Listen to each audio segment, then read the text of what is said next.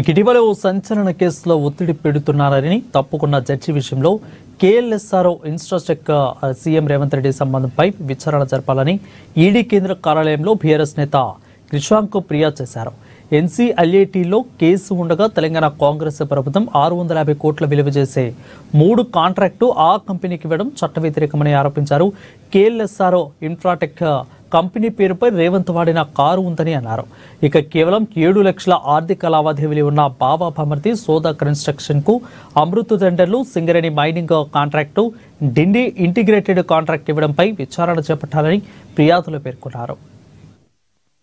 Company కేవలం 2022 సంవత్సరంలో 7 లక్షల ఫైనాన్షియల్స్ యాన్యువల్ ఇన్కమ్ ఉన్న శోధా కన్స్ట్రక్షన్స్కు తెలంగాణ రాష్ట్రంలో కాంగ్రెస్ ప్రభుత్వం వచ్చిన తర్వాత ఇవాళకి 3 కాంట్రాక్టులు, అమృత్ టెండర్ 1137 కోట్ల కాంట్రాక్టు, సింగరేణిది సుమారు 150 కోట్ల మైనింగ్ కాంట్రాక్టు, ఆ తర్వాత డిండి లిఫ్ట్ ఇరిగేషన్ 365 కోట్ల కాంట్రాక్టు కేవలం 7 లక్షల ఫైనాన్షియల్స్ ఉన్న కంపెనీకి మాత్రం అంత పెద్ద కాంట్రాక్ట్లు ఎందుకు వచ్చినాయంటే అది సీఎం రేవంత్ బావమర్ది కంపెనీ కాబట్టి శోధా కన్స్ట్రక్షన్స్. దాని మీద ఈరోజు ఈడీకి ఫిర్యాదు చేయడం జరిగింది. గతంలో కూడా బీఆర్ఎస్ వర్కింగ్ ప్రెసిడెంట్ కేటీఆర్ గారు కేంద్ర మంత్రికి దీని మీద ఫిర్యాదు చేసిండ్రు. కానీ ఇవాళకి కూడా మరి కేంద్రంలో ఉన్న బీజేపీ ఎందుకు విచారణ చేపడతలేదని, కేవలం ఇది ఒకటే కాదు, కేఎల్ఎస్ఆర్ ఇన్ఫ్రాటెక్ అనే సంస్థ గతంలో రేవంత్ గారు పీసీసీ ప్రెసిడెంట్గా కాంగ్రెస్ ఎంపీగా ఉన్నప్పుడు ఏ కారు అయితే ఉపయోగించుకున్నారో అది కేఎల్ఎస్ఆర్ ఇన్ఫ్రాటెక్ సంబంధించిన కారు.